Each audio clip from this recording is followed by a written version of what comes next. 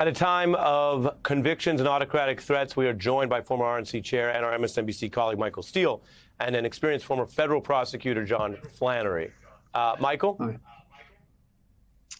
Yeah, you laid it out there, my friend. There's no escaping the narrative that was very clearly articulated, and it's very, very clearly defined by Trump. And a lot of people think that this is sort of slipshod, kind of, you know, from the hip as you go. There's a method to a lot of this.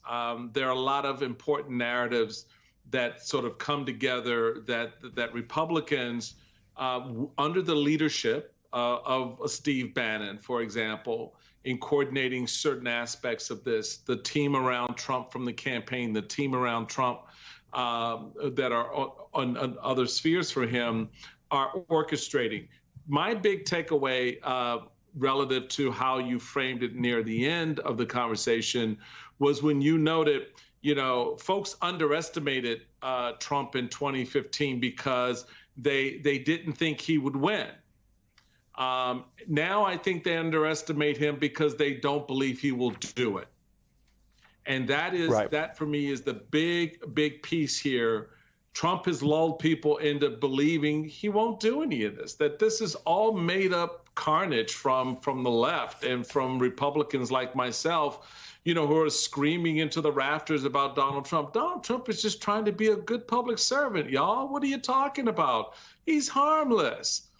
The fact, though, are the convictions. Why is he in so much trouble? It is his behavior. You don't just drag a former president into court because you think you want to go after him.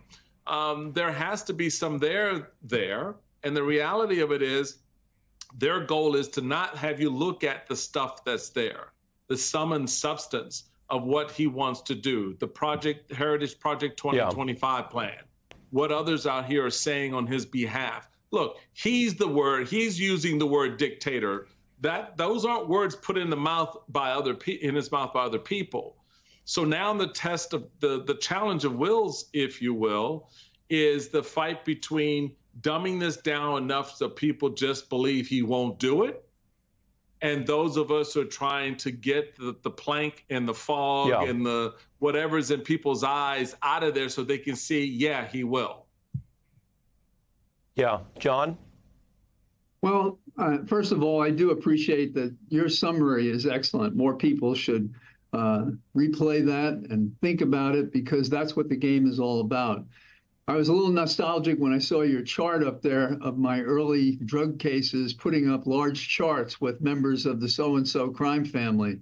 But it's a surprise, I think, in this day and age, despite all we know and what we've been through, that we can look at Trump and think of a chart as the Trump crime family.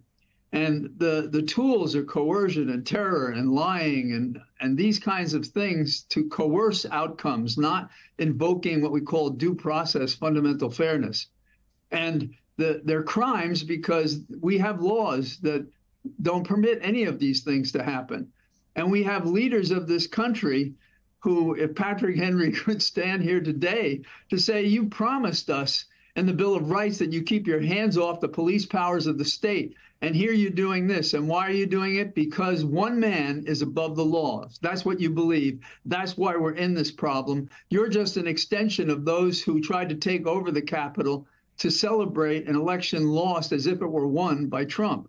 And now you're trying to take down the judiciary, an independent body, to permit this miscarriage of justice. And so Americans know this. And we have had 20 days, I believe that's right, in the trial. And it came out and more people watched it and heard it. And the crimes became real despite the lies that are being told on faux news and other places. And our public is more intelligent than these politicians who think they're going to get away with it by rewriting the entire separation of powers, not just between the branches, but between the federal government and the state government. This is a part of your claims. And let me jump in. About the state. And John, let me jump in to ask, there are more lawyers in Congress than most other professions.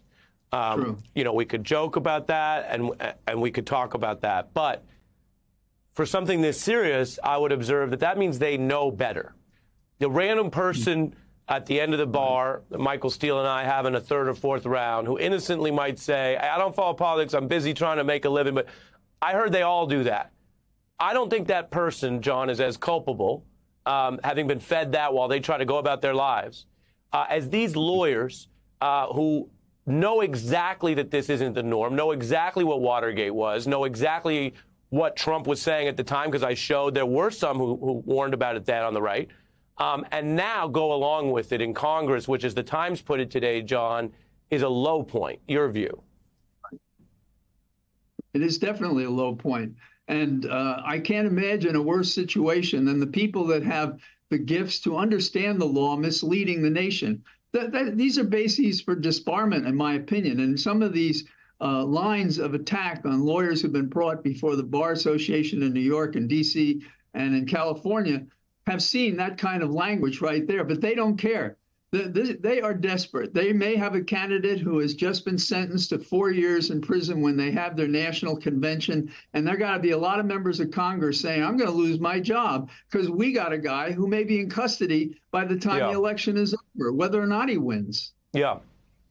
So before I run over on time, Michael, with 45 seconds, on the political framing of it, why do you think Bannon and others are trying to say, we've never done this before, but our new thing is responding to this with retribution? That spin, as I called it, I think it's a documented lie. Why do they need to sell it that way, in your view, politically?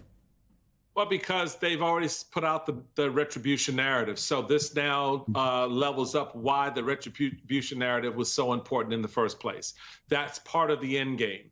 And to John's point about the fact that you've got these lawyers in Congress, the cynicism is what drives them and actually protects them in a way from the harsh realities of Trumpism.